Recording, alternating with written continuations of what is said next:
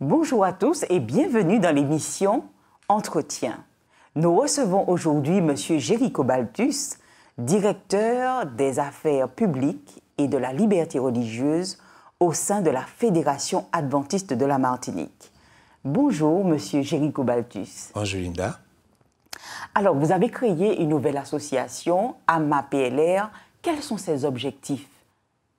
Alors, cette association est très jeune. Elle a été créée au mois de juin, donc il y a environ 6 mois. Alors, ça a été nécessaire. C'est nécessaire, ce sera nécessaire, parce que son objectif, c'est d'assurer une interface entre l'Église, entre le département dont je suis responsable, liberté religieuse et affaires publiques. Donc, interface entre ce département et le public, justement, parce que les affaires publiques ne concernent pas l'Église. Ça concerne la cité, ça concerne le pays, ça concerne un peu nos affaires. Par conséquent, il faut qu'une association prenne en main un certain nombre de choses que l'Église, en tant que telle, en tant qu'organisme religieux, ne peut pas faire. Donc c'est pour cela qu'une association est nécessaire.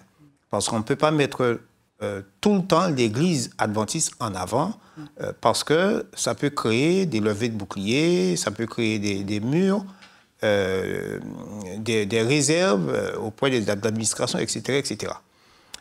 Donc il faut des passerelles pour que l'Église puisse continuer sa mission de façon efficace, de façon optimale. Donc, cette association qui s'appelle AMA-PLR, alors je vais donner la signification du sigle, Association martiniquaise pour les affaires publiques et la liberté religieuse, AMA-PLR. Donc, voilà. Alors, nous avons donc décidé d'avoir une assemblée générale au cours de laquelle nous avons mis en place un certain nombre de choses dont le projet qui nous rassemble aujourd'hui. D'accord. Voilà. D'accord. Donc, c'est dans ce cadre que l'association organise une marche contre la violence. Eh bien oui, parce que depuis quelque temps, vous avez remarqué, comme tout le monde, la montée de la violence en Martinique.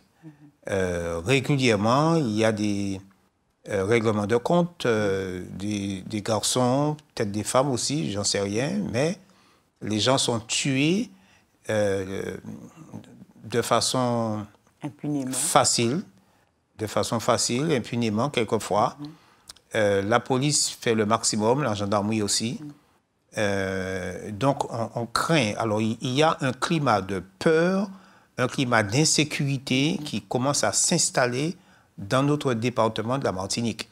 Il y a toujours eu de la violence, mais pas autant. Cette densité de meurtres et de violence, on n'a jamais connu ça auparavant.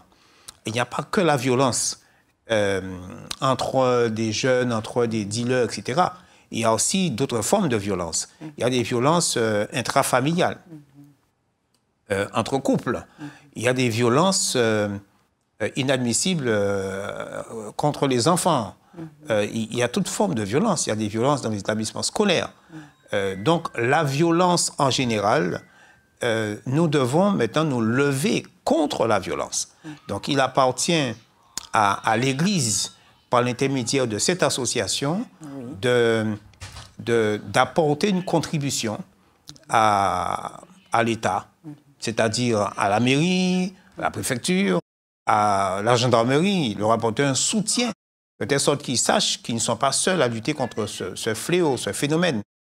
Nous sommes concernés également, d'accord? Puisque nous voulons que les gens vivent en paix, d'accord? D'ailleurs, la marche, c'est une marche pour la paix, contre la violence, d'accord?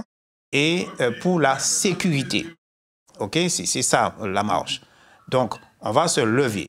Maintenant, ceux qui vont marcher, en marchant, ils prennent l'engagement de ne pas utiliser la violence à leur tour. Vous comprenez bien? Par conséquent, si nous avons un certain nombre de personnes, des milliers de personnes, cela signifie que des milliers de personnes qui vont marcher le 12 eh bien, s'engagent à ne pas utiliser la violence dans leurs relations interpersonnelles. OK? Et même de lutter contre la violence, de favoriser les échanges, favoriser la paix, favoriser l'entente, même si on est différent, on a des positions différentes. Quelquefois, on a envie de se faire entendre. Mais se faire entendre, il faut convaincre, il faut parler, il faut s'exprimer. D'accord? Maintenant, il y a aussi la violence en parole, parce qu'on peut insulter quelqu'un, c'est de la violence. D'accord? Prononcer des jurons à l'encontre de telle ou telle personne, ça aussi, c'est de la violence. Donc, on doit voir cela. La violence se décline en plusieurs actions et on doit être sensible à cette forme de fonctionnement de notre société qui est incompatible avec l'évangile que nous prêchons, que nous présentons au monde.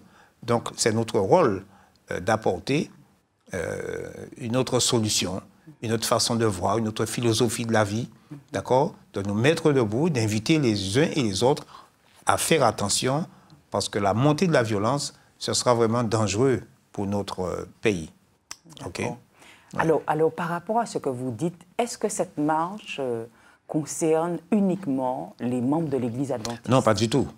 Pas du tout. D'ailleurs, la marche n'est pas organisée, je le précise bien, elle n'est pas organisée par l'Église adventiste. Elle est organisée par une association. OK? Et cette association invite l'Église adventiste, invite les autres communautés évangéliques, catholiques.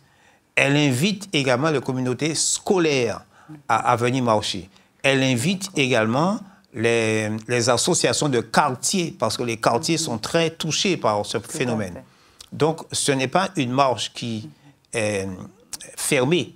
Elle s'ouvre au contraire à tous les Martiniquais, toutes les Martiniquaises, les jeunes et les enfants, les scolaires, à venir pour se manifester contre ce phénomène qui gangrène notre pays. On entend bien dans les informations la situation de pays dans lesquels la violence s'est installée et c'est vraiment désagréable. La vie est gâchée, la sérénité n'existe plus. Voilà, donc c'est ouvert à tout le monde, cette marche. D'accord. Oui. Alors, si j'ai bien compris, c'est une marche organisée un samedi. Est-ce que ça ne posera pas problème aux adventistes de marcher ce jour? Pour le jour de culte? Oui. Bon, alors, je vais expliquer. À l'origine, on a pensé que la marche serait mieux le dimanche matin. Cependant, le dimanche matin, nous avons des communautés religieuses qui vont à la messe ou au temple. OK? Le samedi, il y a une communauté, et c'est la seule pratiquement, en dehors de la communauté juive, qui se rendent au temple.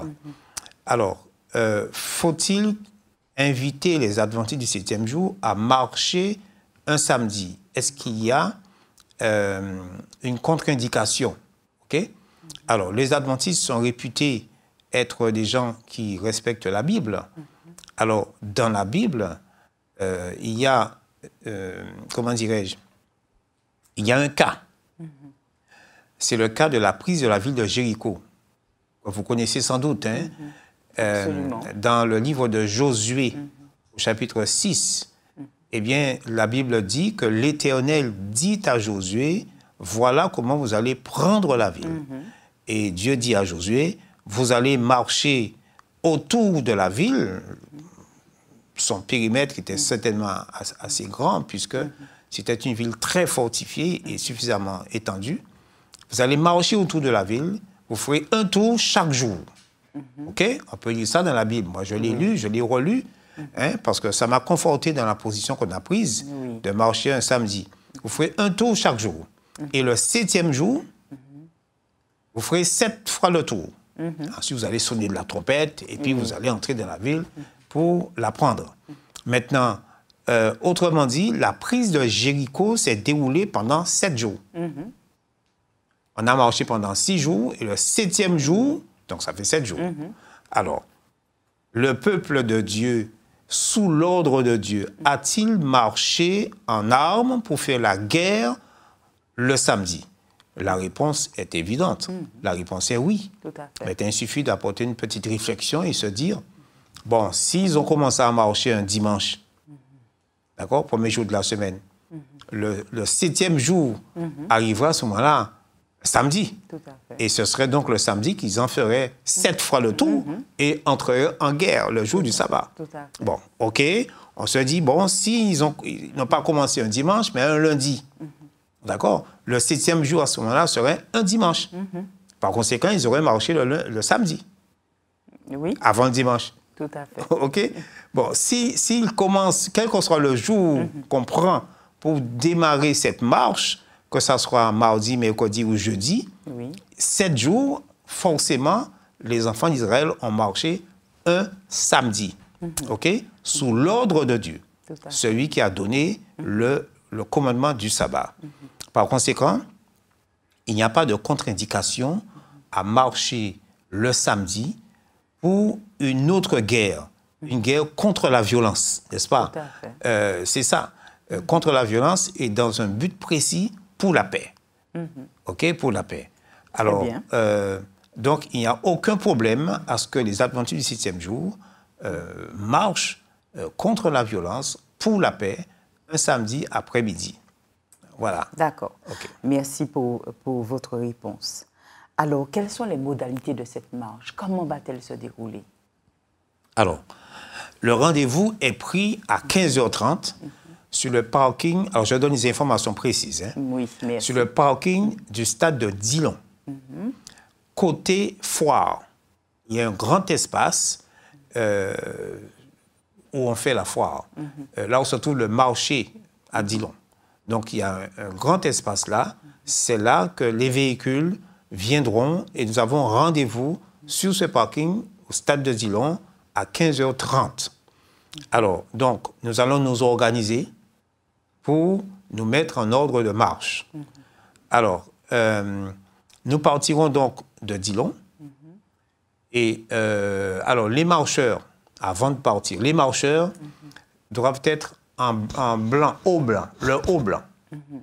OK? Nous avons imprimé avec le logo de l'association, un slogan au dos.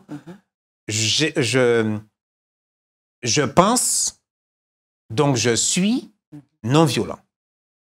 Je pense, donc je suis non violent. Les lycéens vont se reconnaître à travers cette phrase, puisqu'ils font de la philo.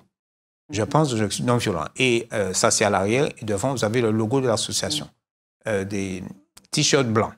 Alors, il n'y en a pas beaucoup. Ils seront distribués à certaines personnes au niveau de la Fédération adventiste. Hein.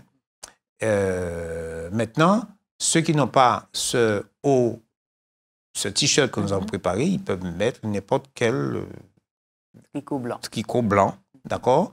Pourquoi le blanc? Parce que la mairie de Fort-de-France nous demande de telle sorte qu'on soit identifié, que les gens soient identifiés, hein, puisque la marche va se terminer la nuit, à l'arrivée de la nuit, vers 18h. Donc, il faut bien identifier les personnes. D'accord? Donc, un haut blanc.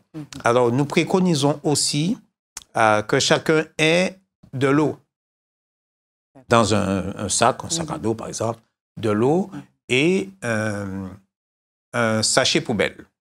Un petit sachet poubelle pour mettre la bouteille vide ou bien autre chose, etc. Parce qu'il ne faut pas salir. OK? Pendant la marche, on ne doit pas salir la route et on doit aussi protéger, on va dire ça comme ça, la savane de Fort-de-France, parce que c'est là que la marche va se terminer. D'accord. OK? Donc, chacun doit avoir son petit sachet, sa petite poubelle, et cette poubelle sera jetée dans la grande poubelle que la ville aura installée sur la ferme. Voilà.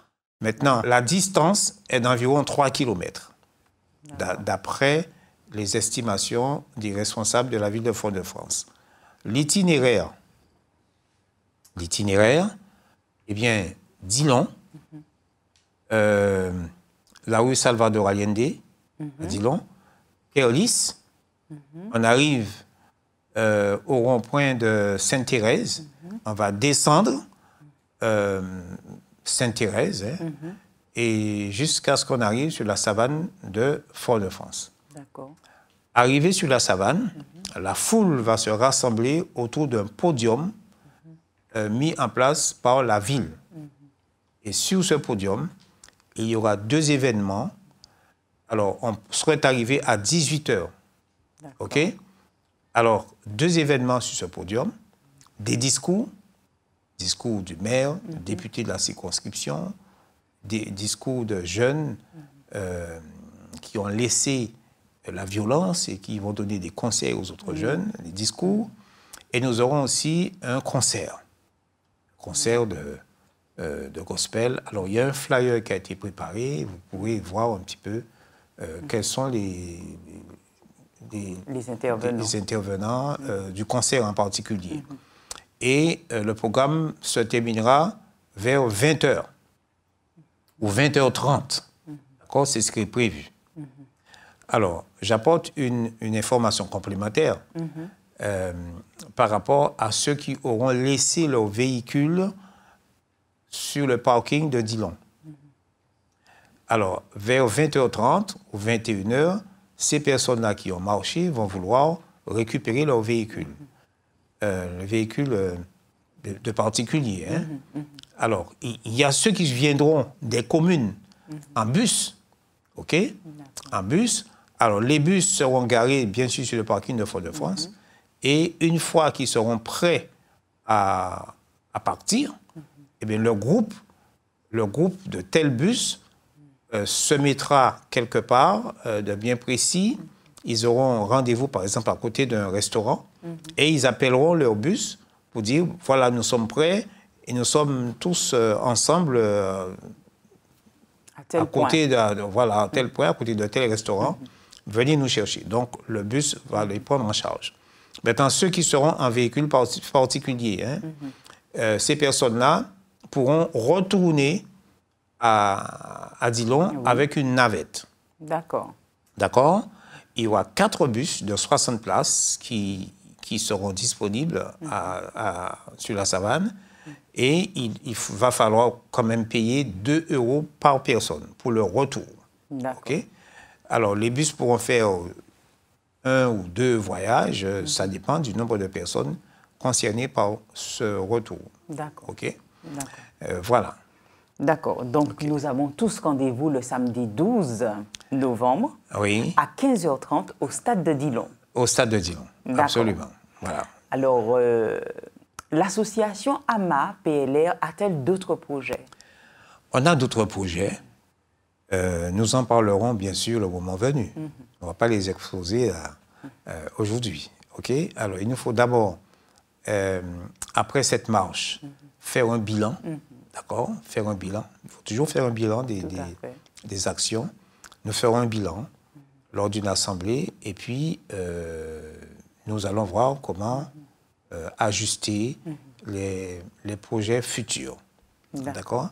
Mais nous avons des projets puisqu'il faut, comment dirais-je, continuer à contribuer à l'apaisement des cœurs, à l'apaisement des personnes, pour qu'on puisse vivre en paix, en toute tranquillité, sérénité, et aider les autorités à remplir leurs fonctions, leurs responsabilités envers nous.